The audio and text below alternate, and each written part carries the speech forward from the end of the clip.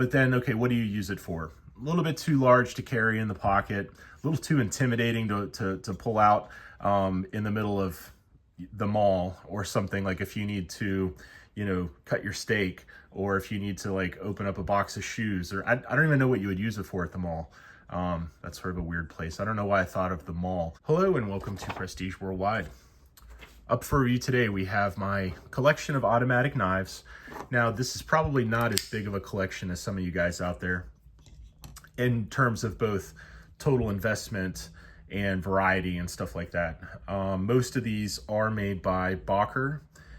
We've got the big ones here.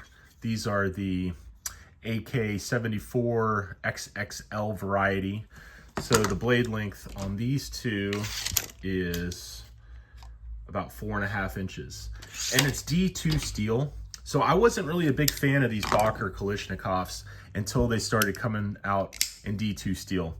The first few batches for the first few years were like AUS 8, which is a pretty good steel. It has a little bit better stainless qualities than D2, but it doesn't hold an edge as well as D2. I also have a Kershaw Launch 16. This is the most expensive automatic knife that I currently own. In my state, which is the state of Virginia, they didn't make carrying automatic knives legal until a couple of years ago. And in fact, a couple of years before that, it was illegal to even own them for a while.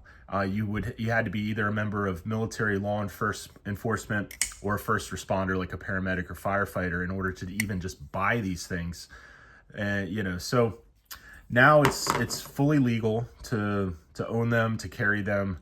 Basically the same knife laws apply as folding knives, where there is a length limit in Virginia. I'm not sure, it's like 3.5, 4 inches. I normally don't carry a big honking knife concealed in my pocket. Now, when I'm hiking, I do like to hike on the Appalachian Trail a lot and hike different mountains around here. And I do carry a fixed blade on me, but that is full visible. It's not concealed or anything like that. And of course, the laws are a little bit different when you're out camping or hunting, hiking, that kind of thing. You are allowed to have a fixed blade knife out in the wilderness, though. I do know that. You're allowed to open carry a fixed blade, I think, in public, but folding knives, you can conceal these and it's not a problem.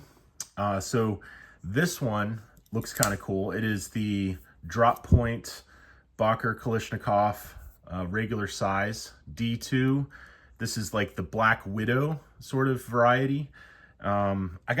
Most of these are from Blade HQ, although I do have a special one. This one is S30V steel. I don't know if you can see that. S30V. I got this from Smoky Mountain Knife Works. So you get a premium blade steel and you get the automatic feature. These have steel liners and they do not appear to be skeletonized. I just see flat bars of steel there. So they're kind of on the heavier side. Let's go ahead and see if I can move these without cutting myself.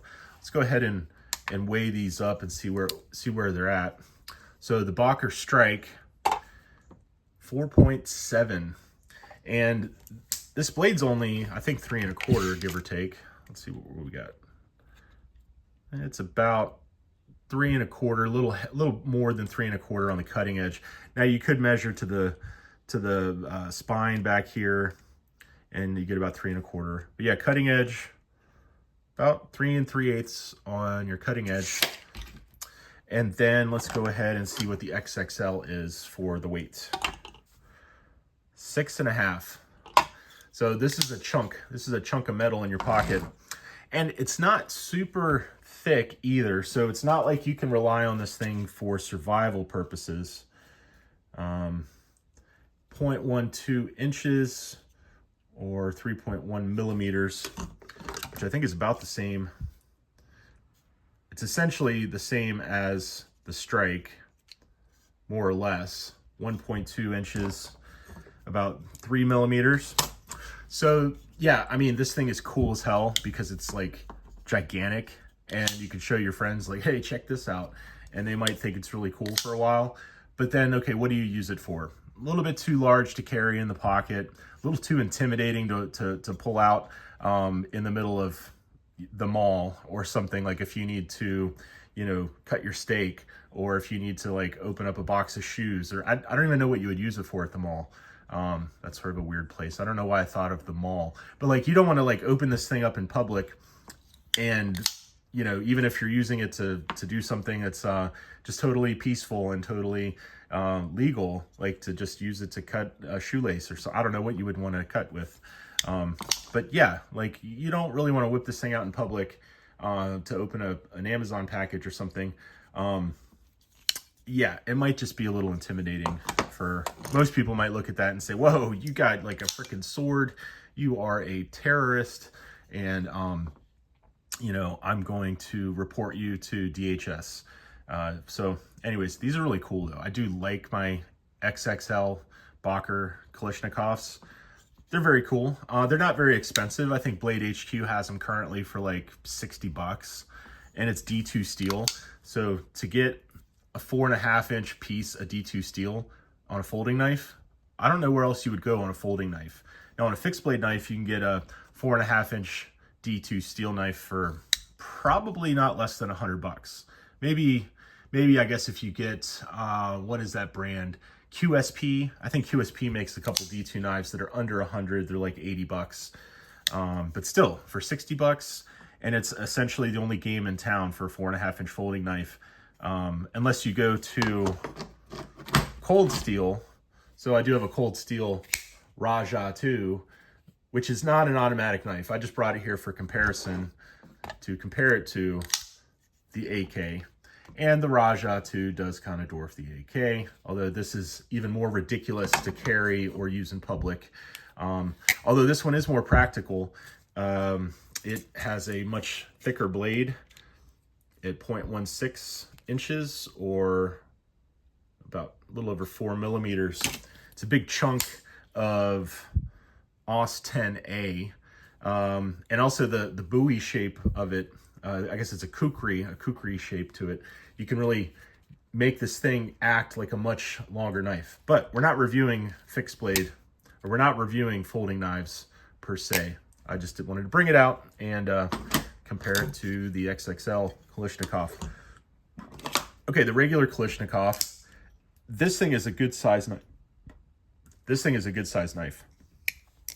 I'm not a huge fan of the dagger. I don't know why I got the dagger. I think it was on sale for like $35 or something, like a couple of Black Fridays ago. And I'm like, okay, that's cool. It's D2 now, upgraded from AUS 8. And it does have the coated blade, so that way it's not going to rust just by looking at it, or just by, you know, having it in a backpack for a couple of days. You might get a little surface rust right there on the blade. These regular size AKs weigh 3.6. So compared to the strike is about 1 ounce heavier. Part of the reason for that is the handles. These have aluminum slabs on the handles, so compared to the steel. I don't see any extra liners on these. I think it's just straight up aluminum. I think this is just straight up aluminum, you know, some sort of aircraft grade aluminum type deal. And you got your button lock. On the strike, the button is a little bit raised. You can see it's a little bit raised. The Boker AK is sort of recessed or flush with the handle slab. So I do like the raised blade, but then you also have a safety here, which I never really use those, but if I did carry this, I don't know. I think it takes longer to open these than the ones that have a flipper tab back here, where you just there's lots of newer blades these days that I prefer to carry over an automatic. Just finding the button, if I needed to find the button quickly, you know, I might even hit the safety and then oh, I can't even. Does the safety even work?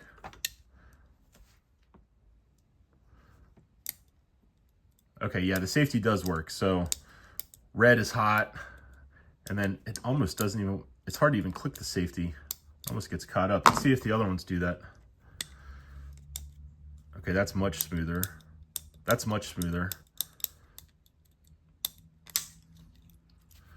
All right, so then we've got more Boker strikes. I guess I have 5 Boker strikes in total. Let's see here. All right, so I've got the Coyote Tan with the drop point. I've got the OD Green with the Desert Sage in a drop point. I've got OD Green, Desert Sage in a Tonto. I've got S30V Satin Finish, Black Handle in a drop point. And then I have the Black Widow drop point, Black Handle, Red Hardware. So yeah, just my Boker strikes. It's sort of a collection. I sort of stumbled into these. You know, I bought one. I think the first one I bought might have been this one. I think this was the first one I bought. And this was right after they switched over to D2. I was pretty impressed. I was like, okay, it's not osate. And it also looks more like a tactical blade than the Kalashnikov. You know, this handle here, it's cool. It actually does work really well. The Kalashnikov is extremely comfortable in the hand. And it also is seems a little bit wider, a little more rounded around the edges, a little more forgiving perhaps. The strike just has that real cool tactical look. So I bought one, and then I was like, oh wow, they have it in S30V. That's cool as hell. I think I only spent like $60 to get this one. Not sure how much they run now. I'll post a link. I'll post a picture on the screen here so you guys can see.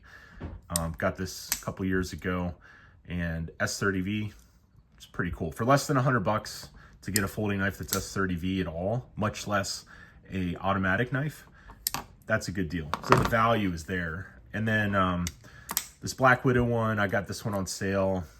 I think it was 40, 50 bucks, something like that. Really good sales around the holidays at Blade HQ. I must recommend them. All right, moving on. Out the front, AKC knife. Let's go ahead and get a weight on it.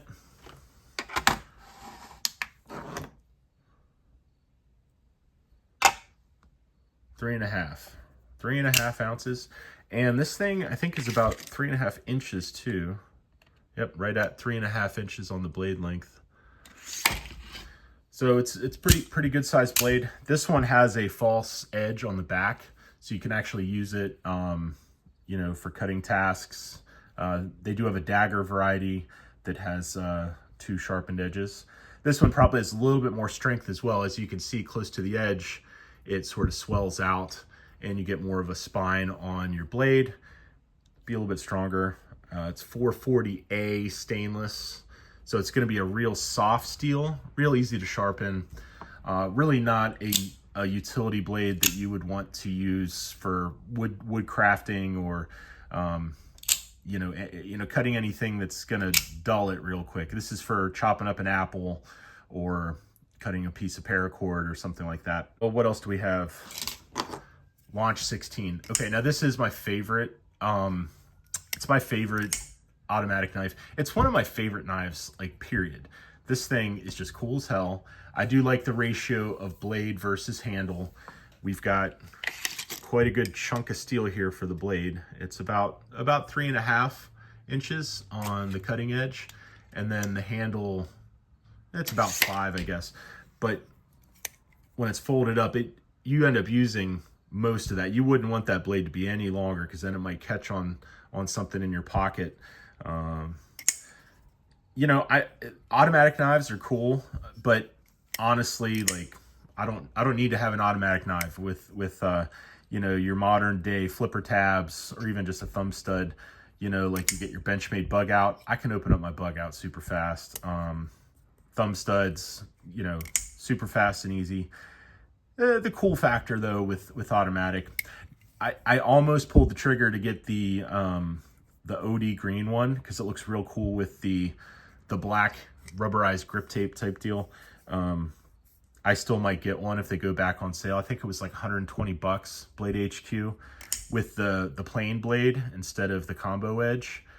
So yeah, I'm gonna be looking out, and you know, Santa, Prestige Worldwide Santa might be buying himself a another Kershaw Launch 16. We'll see if they go on sale, especially if they're like $100 this year. If they're trying to like get rid of some, yeah, count me in. I'll throw down $100. I think I got this one for like about 120, 130 from Blade HQ.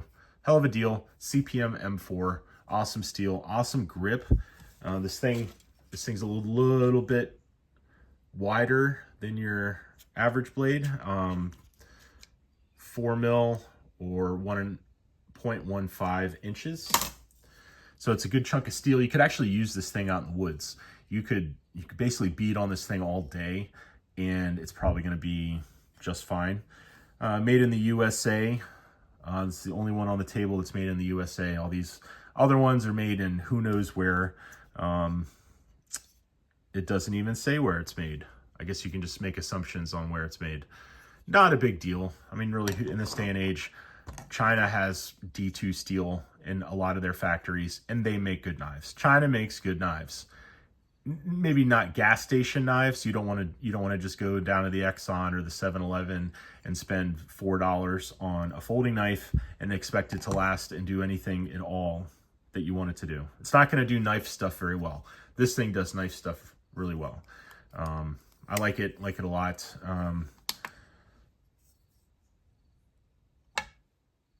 It weighs 4 ounces, and you know, so the weight, the 1 ounce per inch of blade is almost there, and also it's a wider blade. So the aluminum handles, and I don't think it has steel liners. It's just aluminum. So this whole handle is just aluminum, real grippy, real nice. Okay, so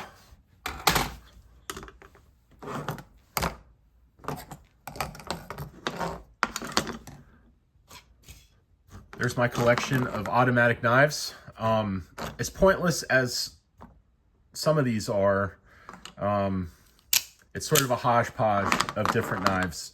It might be a little confusing for some of you. Sometimes I buy things and I'm even a little confused. Like, why do I need 5 Boker strikes? But, you know, they're not very expensive. They're pretty cool. Maybe one of these days I will get a Benchmade auto or one of the other high-end autos. So some of these high-end automatic, I do want to nice out the front knife one of these days. But they run $250 on sale to start with. And then if you really want a good OTF knife, you're looking at $400, like no problem. Now, if I had fewer knives, maybe I could afford to have better knives. So that might be something I need to reflect on as well. So, but anyways, I just want to show you guys my automatic knives and make a quick video about it. I appreciate every one of you guys watching. If you're not subscribed, please consider subscribing. Drop a like, drop a comment. Let me know what you think about these knives. Let me know if you think that this collection of automatic knives makes 0 sense, because I actually agree with you. The whole diversity here is it just really doesn't make a lot of sense. But anyways, drop a comment, let me know what you think, and let me know what kind of automatic knives you may have in your collection, and why your knives are better than mine, and your decision-making skills on buying knives is better. Because honestly, I could use a little bit of help. So anyways, that'll do it. I'll see you guys on the next one. Bye-bye.